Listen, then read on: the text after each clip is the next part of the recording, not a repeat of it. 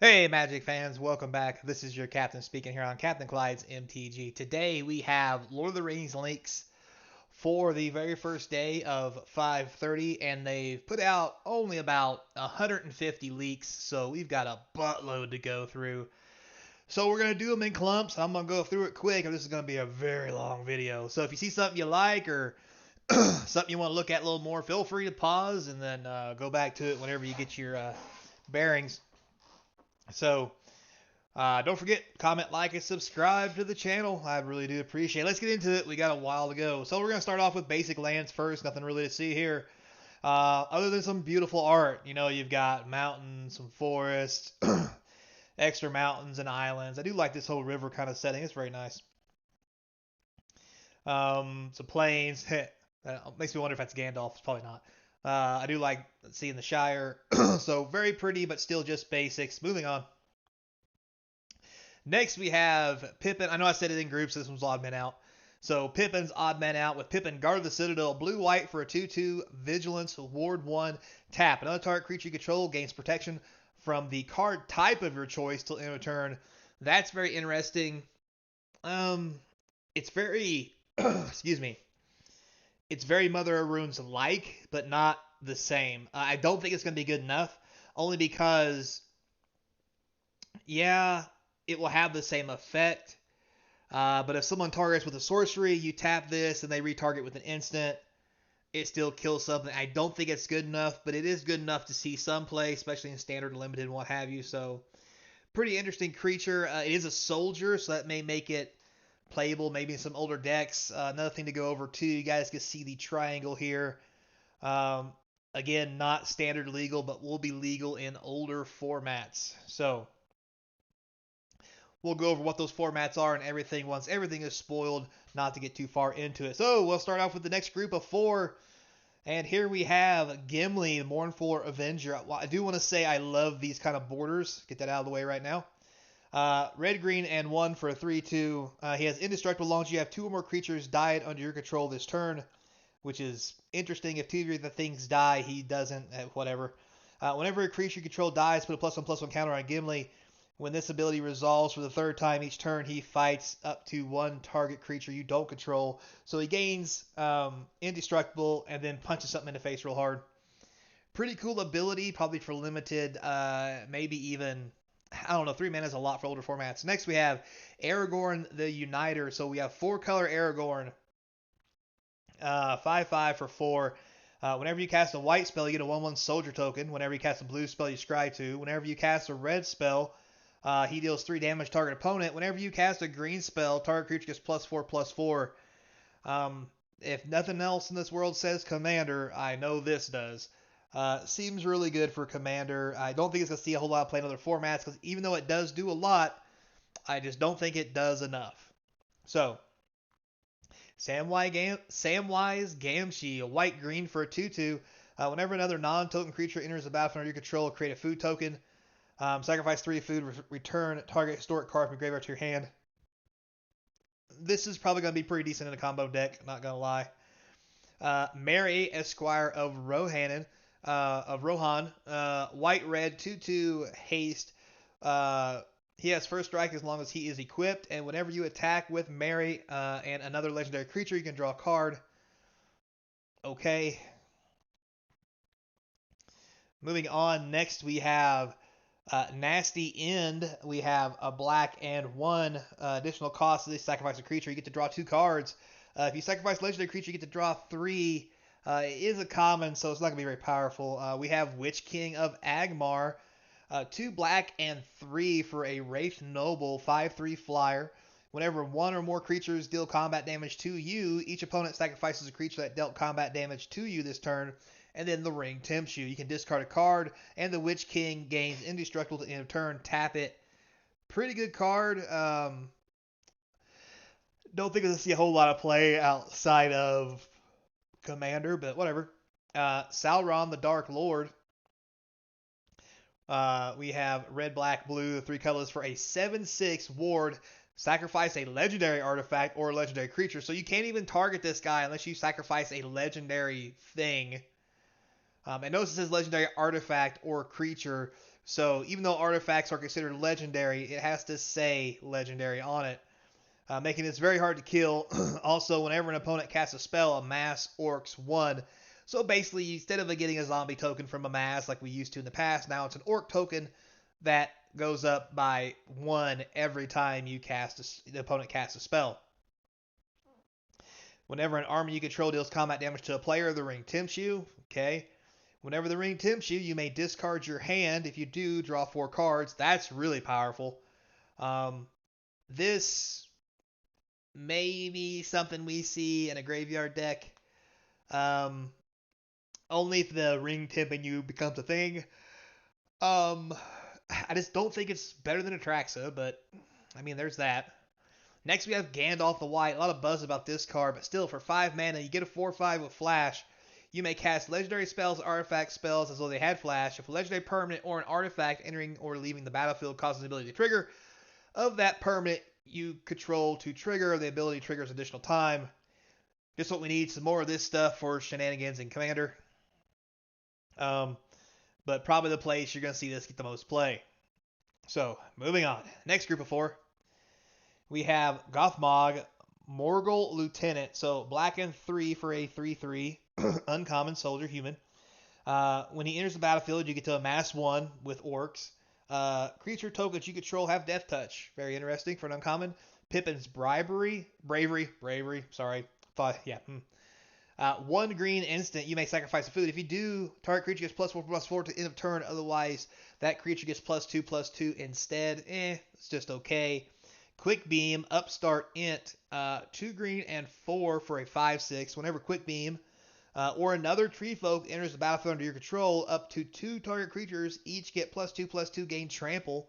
Could we be seeing some tree folk tribal getting down dirty with it? Maybe. Dunlin Craven? Anyway, it's a bird. Black and 2 for a 1/1 flyer. When it enters the battlefield, you amass 2, which are orcs. So 3 mana, you get a 2/2 creature, ground pounder, 1/1 flyer, great, common. If you're in any kind of limited format, you're not playing this, I don't know what you're doing with your life. Next we have this group of 4. We have Mirkwood Bats, black and 3 for a 2/3 flyer, that whenever you create or sacrifice a token, each opponent loses 1 life. Pretty good for a common. Treason of Isengard. So a blue and 2. Why is it blue? It should be red. Anyway, put up to 1 target instant or sorcery card from your graveyard on top of your library. Amass 2 orcs. So this is a really good common. 3 mana 2/2 is great any day of the week for a limited format. But the fact to put something back on top of your deck, like maybe you get 2 of these and you just start cycling them constantly until you get one big massive thing. Anyway, we have Sauron of the many colors, black, blue, white, and 3. He's a 5/4 ward. Discard an enchantment, instant, or sorcery card. So again, another ward ability that is very hard to fulfill for you to target this guy. Whenever you cast your second spell each turn, each opponent mills 2 cards. When 1 or more cards are milled this way, exile target instant, enchantment, or sorcery card equal to or lesser mana value that the spell from the opponent's graveyard. Copy the exiled card. You may cast the copy without paying its mana cost. Wow.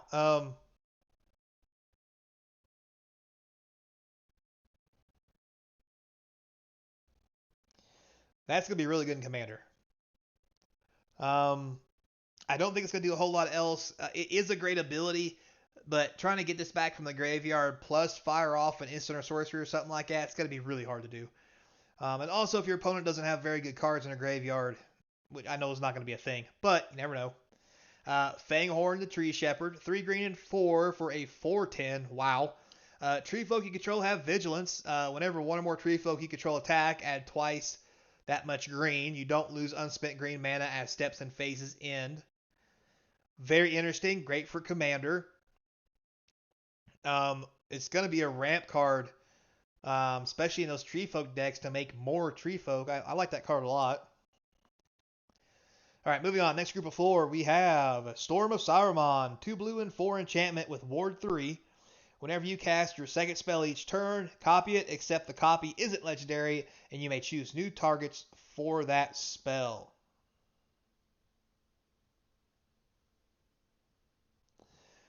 That's really good.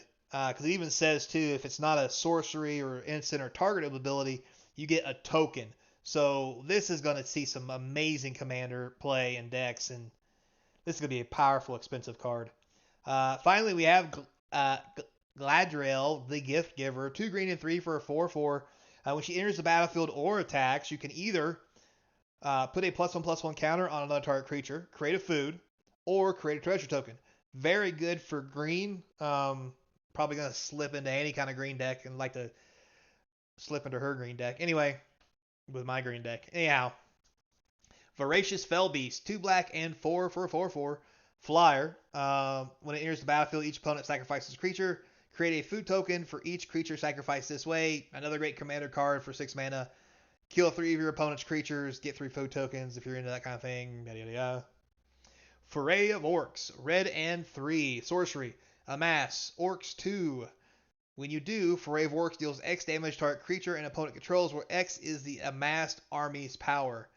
That's a real good removal spell. It's guaranteed to do 2 damage and give you a 2/2 for 4 mana. Not bad. But if your deck has an amass theme with orcs, this could do some serious damage. Luckily, it only targets opponent's creatures, so you can't blow somebody off the table with it. Sadly. Anyway, all right. Next group of 4. Here we go. Now we're looking at Hugh the Entwood. 2 red and 3 for a sorcery. Sacrifice any number of lands. Reveal the top X card of your library, where X is the number of lands sacrificed this way. Choose any number of artifacts and or land cards revealed this way. Put all non-land cards chosen this way onto the battlefield. Then put all land cards chosen this way onto the battlefield tapped. Then put the rest on the bottom in the random order. This seems really good and definitely needs to be a mythic. Late game, if you got 7 land on the table, you could really go ham in a big creature deck. This is going to be an all-star in Commander and maybe even some older formats that ramp and get extra mana, because I mean this is very close to a red scape shift, in a different kind of way. It's like a scape shift / collective company. Very interesting to see how this plays out. Next we have Orcish Bowmaster. So black and 1 for a 1/1 with flash. When it enters the battlefield, and whenever an opponent draws a card except for the first one each turn of their draw steps, it deals 1 damage to any target, then you amass 1. This seems very good, and I can see how this could see a lot of play in the older formats as draw spells are fired off left and right. You can make big orcs and do big damage. So, yeah. And if you're playing Commander, you're playing this. Next, we have Last March of the Ents. So 2 green and 6 for this mythic. Can't be countered. Draw cards equal to the greatest toughness among creatures you control. Then put any number of creature cards from your hand onto the battlefield. Again, tree folk in the house. And they ain't playing around. This is going to be a powerful card in that deck. Finally, on this one, we have Long List of the Ents. This is a great enchantment. I looked at it earlier as I was really confused by it. These sagas don't have read ahead, but for 1 green, you get the noted creature type that hasn't been noted for the long list of Ents, so you have to pick something different every time. When you cast your next creature spell of that type this turn, that creature enters the battlefield with a +1/+1 counter on it. And you get to do this 6 times. Now, it's going to be interesting to see how well this plays out in certain decks. It will probably be pretty good, to be honest, maybe more in Commander, because in most tribal decks, if you pick, let's just say you're playing Elf tribal. If you say Elf the first time, you can't say Elf again. So it's going to be very interesting to see if this gets any real play. I doubt it, but it's a very interesting card at least. All right, moving right along. Next we have One Ring to Rule Them All. Love the art on this one. 2 black and 2. The ring tempts you. Then each player mills cards equal to the ring bearer's power. 2. Destroy all non-legendary creatures. And then 3. Each opponent loses 1 life for each creature in that player's graveyard. Not too bad. I can see how it gets played around. Next we have just the Nazgul. They're just chilling in like a villain, because they are. Anyway, black and 2 for a 1/2 with Death Touch. When it enters the battlefield, the ring tempts you. Whenever the ring tempts you, put a +1/+1 counter on each wraith you control. Deck can have up to 9 cards named Nazgul. That's kind of cool lore. And this is a good card. I'm not going to lie. Because when it comes into play, it becomes a 2/3 for 3, which isn't bad. When you play your second one, now for 6 mana, you have a 3/4 and a 2/3, which is on par with OK, and then after that is just gravy. Plus, there's a ton of ring tempting effects, and I like the fact you can play 9 of these because they're 9 ring wraiths. That's pretty cool. Good flavor, good flavor. Next, we have Build a Pony. So for a white and 3, you get a 1/4. When Build a Pony enters the battlefield, you get 2 food tokens. You can sacrifice a food until the end of turn. Target creature control assigns combat damage equal to its toughness rather than its power. So, like, Build a Pony's been hanging with the Ints because they got uh, big booty power. And that's definitely where this is going to be coming in. All right, finally we have Boromir, Warden of the Tower. White and 2 for 3/3 Vigilance. Whenever an opponent casts a spell, if no mana is spent to cast it, counter it. That's already good. You can sacrifice him. Creatures you control get indestructible to end of turn, and the ring tempts you. This is going to see a lot of play in human decks, probably, at least as a one of.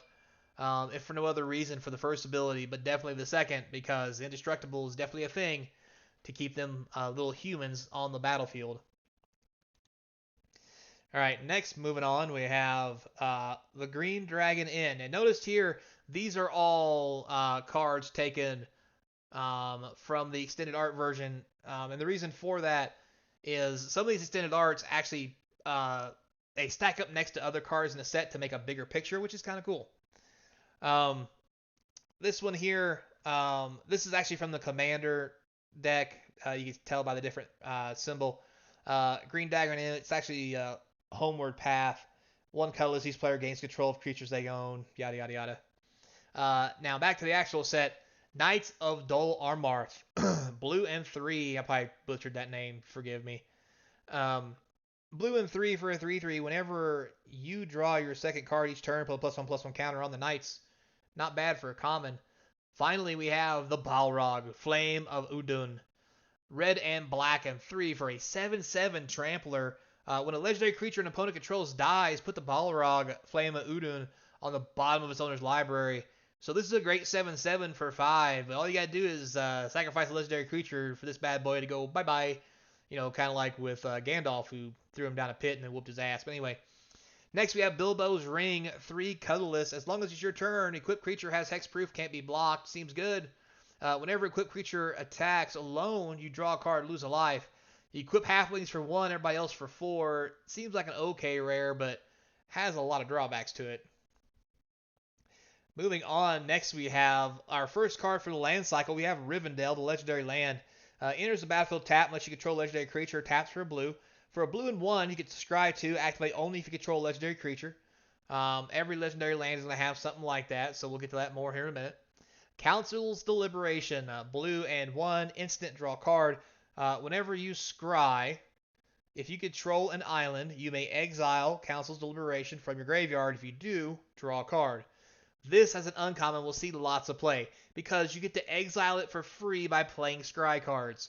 I mean, think about it. If this is in your graveyard and you opt, you now get to draw 2 cards after you scry. That's just insane, and it's going to be a very abusable thing, especially in older formats that love to draw. So this will probably see a lot of play. The Oliphant, a red and 5 for a 6/4 Trampler. When it attacks, another target creature control gets +2/+0 and gains trampled in the turn. Mountain Cycle in 1. That's a great common. 1 mana to Mountain Cycle to get a land. That's insanely good. However, when you're talking older formats, it's actually probably not as good as it could be. However, this is another great card for the Living End deck. Dun-dun-dun-dun. Yes, it doesn't draw you a card, but it will get you that land that you need, which is a mountain, to play your spells with Cascade. Alright, finally we have Legolas, Master Archer. 2 green and 1 for a 1/4 with Reach. Whenever you cast a spell that targets Legolas, put a +1/+1 counter on him. Whenever you cast a spell that targets a creature you don't control, Legolas deals damage equal to its power to up to 1 target creature. Very interesting for green. However, as a legendary creature at 3 mana, don't know how much play it's going to see other than Commander. Moving on. We'll go through the rest of the land cycles. We have Shadow of Enemy. Shadow of the Enemy. Tongue twister. 3 black and 3 sorcery. Exile all creature cards from target player's graveyard. You may cast spells from among those cards for as long as they remain exiled, and mana of any type can be used. So to begin with, I was a little upset to see this. I thought it was too overpowered, but then at the bottom, when I finally got to the last part where it says you have to use mana, now I'm on board. It's already 6 mana to cast it, and you still have to spend mana to play whatever it is you get out of the graveyard, so it's just fine. Alright, moving on to the new legendary lands. Our white one is Minas Tirith. Enters battlefield tap unless you have a legendary creature. Obviously, taps for white. You get to draw a card but you can only activate it if you attack with 2 or more creatures. This thing is busted and will go into every white human or any other white deck that plays that kind of stuff, spirits, whatever. Because the ability at 2 mana to draw a card just because you attack with 2 creatures is just absurd. And why is this a thing for the white card? Why is it not the blue thing? Why is the blue thing, scry 2? The blue thing should be draw. The white thing should be scry maybe, or make a 1/1 creature. Anyway, moving on. We have Borrowed Dirge. So this one in the land cycle gives you 1 black, but for this, if a creature dies, you can tap it, and for a black XX, you can amass X orcs. So for 3 mana, you get a 1/1.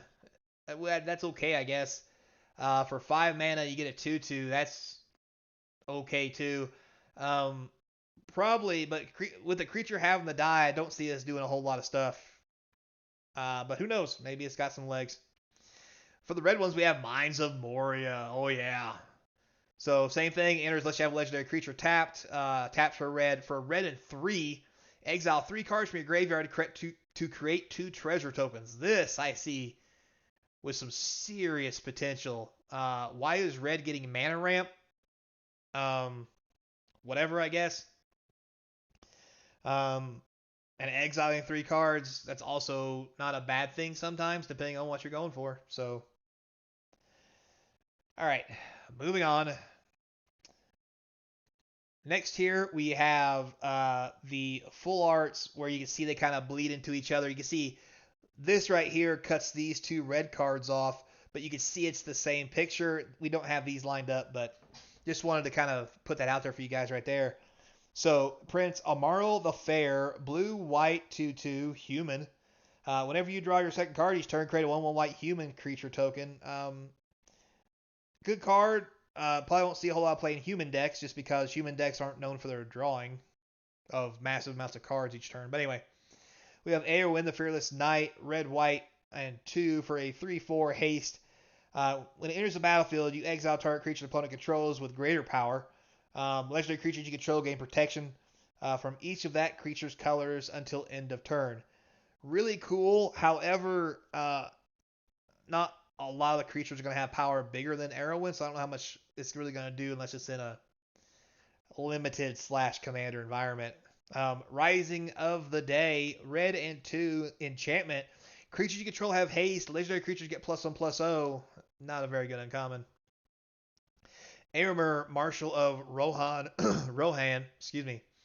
2 red and 2 for a 4/4 with haste, not bad. Whenever 1 or more attacking legendary creatures you control die, untap all creatures you control after this phase.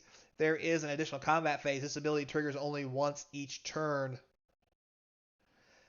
It's interesting that your legendary creatures have to die, but I mean, whatever, I guess. Next we have Snarling Warg, black and 3 for a 3/4 menace. As long as you control a goblin or orc, it gets +1/+0. So good fill space for the limited environment. Sheilbub's Ambush. Man.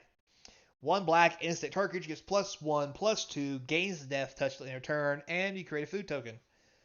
Kind of funny there at the end. Get it, create a food token, wrap them up, eat them. Anyway, we have the Mordor Trebuchet, black and 2 defender, 1/4. Whenever you attack with 1 or more goblins and or orcs, create a 2/1 colorless construct artifact creature token with flying named Ballistic Boulder that's tapped and attacking. Sacrifice that token at end of combat. Interesting. I mean, it just kind of sits there and generates stuff for you, so it's kind of cool, I guess. Next we have Arwen's Gift, blue and 3 sorcery. Spell costs 1 less to cast. You control 2 or more legendary creatures. Scry 2 and then draw 2. Um, this is just a terrible card. I mean, fine for limited, but I don't think he's going to do anything else. Just even at 3 mana, scry 2, draw 2 is just not going to cut it. Next we have Bombadil's Song. Green and 1 instant. Target creature control gets +1/+1. Gains hexproof to end of turn. And then the Ring Temp Shoe. So bag in Porter, we have green 3 for a 4/4. Good rate. When it attacks, it gets +X/+X to end of turn, where X is the number of legendary creatures you control. Galdrim the Bow, green and 2 for a flash equipment. When it enters the battlefield, attach it to target creature you control, untap that creature. It gets +1/+2, has reach, or equips for 2. Decent combat trick for limited. Then we have Witch King, Bringer of Ruin, 2 black and 4 for a 5/3 flyer. When it attacks, defending player sacrifices a creature with the least power among creatures they control. Interesting. But I can kind of see it. It's very terrifying, and that's just what wraiths do. All right, next our group, we have Mushroom Watchdogs, whatever that means. Green and 1, 2/2, sacrifice a food, put a +1/+1 counter on the Watchdogs. It gains Vigilance at the end of turn. Activate only as a sorcery. This looks amazing for food decks because this thing's going to get big quick. Plus, it gains Vigilance at the end of turn, and it gets bigger. Like, ta-da. So we have Meriduc Brandybuck. Green and 1 for a 2/2. Whenever one or more halflings you control attack a player or create a food, goes together. Notice the theme. We have Many Partings. 1 green sorcery. Search your library for a basic land card, reveal it, put it into your hand, then shuffle, create a food token. That's pretty cool. Goes really good with the Golden Goose. Generous Int. So green and 5 for a 5/7 with reach. Enters the battlefield, you make a food token or force cycle for 1. Very nice for a common. Next we have Cast into the Fire. Red and 1. Choose 1. Deals 1 damage to each of up to 2 target creatures or exile an artifact. Not too shabby. We have Woe's Pathfinder, green and 1. Add 1 mana of any color for green and 6. Another target creature gets +3/+3 and trample. It's a common. What do you expect? We have Stew the Conies. Okay. Green and 3. Target creature control deals combat damage equal to its power to target creature you don't control. Create a food. Okay, it's instant removal. Peregrine Took, green and 2.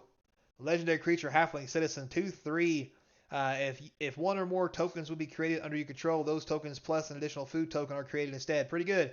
Sacrifice 3 foods, draw a card. Not too shabby. Next we have the Goblin Fire Leaper, green red for a 1/1. For a red and 1, you can give it +1/+0 to end of turn. When it dies, it deals damage equal to its power target creature and opponent controls. Not too shabby. Goblin Assailant. We have a red and 1 2/2 Vanilla Goblin. Fires of Mount Doom. So for a red and 2, legendary enchantment. When it enters the battlefield, it deals 2 damage to target creature and opponent controls. Destroy all equipment attached to the creature. Not too bad. For a red and 3, once it's on the battlefield, exile top card of your library. You may play that card this turn. When you play a card this way, Fires of Mount Doom deals 2 damage to each player. Boy, I see some commander shenanigans with that. We have the Fire of Orthonac.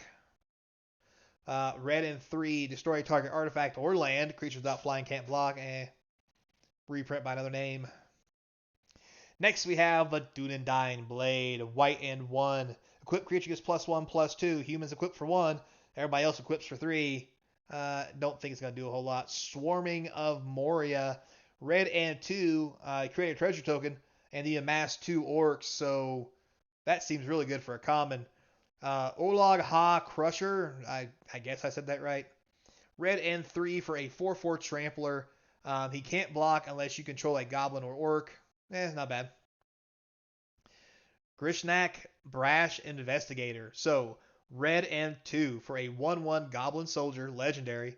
When he enters the battlefield, you amass orcs 2, so you get a 2/2 and a 1/1. Seems great. When you do, till the end of turn, gain control of target non-legendary creature and opponent controls with power less than or equal to the amassed army's power. Untap that creature, it gains haste in a turn. In an amassed deck, that seems amazing. So, yeah. Moving on, next we have Gandalf White Rider. It's a rare. White and 3 for a 3/3 legendary avatar wizard with vigilance. Whenever you cast a spell, creatures you control get +1/+0 to end a turn, and you scry one. Whenever he dies, you may put it into its owner's library, 5th from the top. Very nice. Then we have Frodo, Determined Hero, white and 1 for a 2/2 Halfling Warrior. Whenever it enters the battlefield or attacks, you may search target. You may attach target equipment you control with mana value 2 or 3 to Frodo. As long as it's your turn, prevent all damage that would be dealt to Frodo. This is going straight into Swords decks. Straight into Swords decks. Because I'm like, I'm putting this sword into play, and I'm swinging with Frodo. Here it comes. Oh, look, he's got the sword I just put into play. Do do do do do do do. Yeah, it seems pretty good. So Eastmark Cavalier, white and 1 for a 2/2 Vigilance. Deals damage to Goblin or Orc. Destroy that creature. Decent common.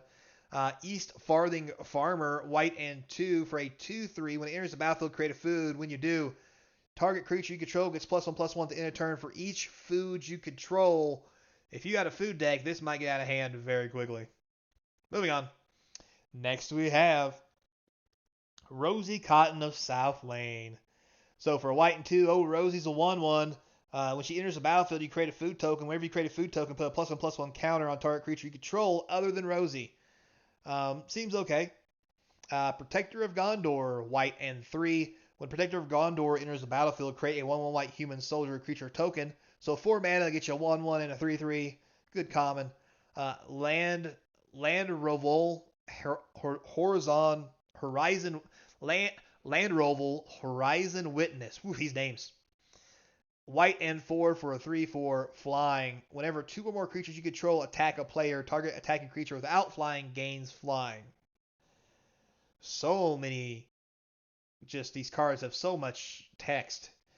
We have Knight of the Keep, white and 2 for a 3/2 vanilla. Love vanilla. Put a little chocolate on it. Anyway, next we have Malhar Uruk High Captain. God, I probably said that wrong. Black and red for a 2/2 of menace. If 1 or more +1/+1 counters we put on an army, goblin or orc you control, that you put that many on +1. Not too bad for the mass deck. We have Butterbur, Bree Innkeep, white, green, and 2 for a 3/3. Beginning of your end step, you get to create, if you control a food, create a food. If you don't control a food, create a food. It's okay. Westfold Rider, white and 1 for a 3/1. You may sacrifice it, destroy target artifact or enchantment, activate only as a sorcery. Decent common. Probably about it though. And then we get Second Breakfast, white and 2, instant. Up to 2 target creatures each get +2/+1 to end of turn, and you create a food. Our next group, we have Golem Scheming Guide. This has been spoiled, I think, already through several of things that we saw. Black and 1 for a 2/1. We attack, so look at the top 2 cards of your library, put them back in any order. Then choose land or non-land. An opponent guesses whether the top card of your library is chosen kind. Reveal that card. If they guessed right, remove Golem from combat. Otherwise, you draw a card and Golem can't be blocked. Very interesting draw mechanic for black. It is legendary, so I mean, it is what it is, but still kind of cool.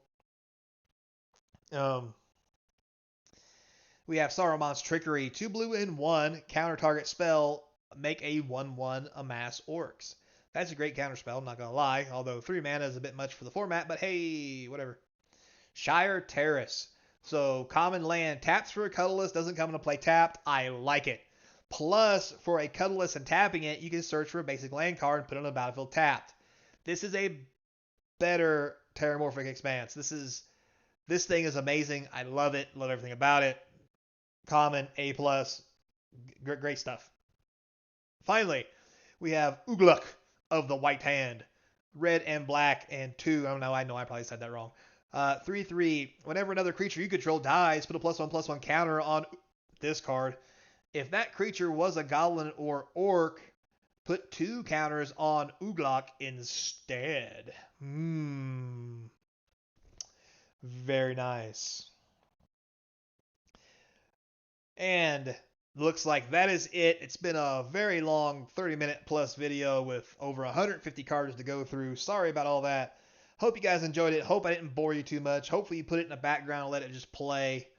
And then just kind of like took a glance when you heard something you liked. With all that said and done, guys, don't forget to subscribe. I do appreciate it. Helps support the channel. Till next time, be kind. I hope to see you across from the game table. I had a drink and a sandwich. I'm too old for this.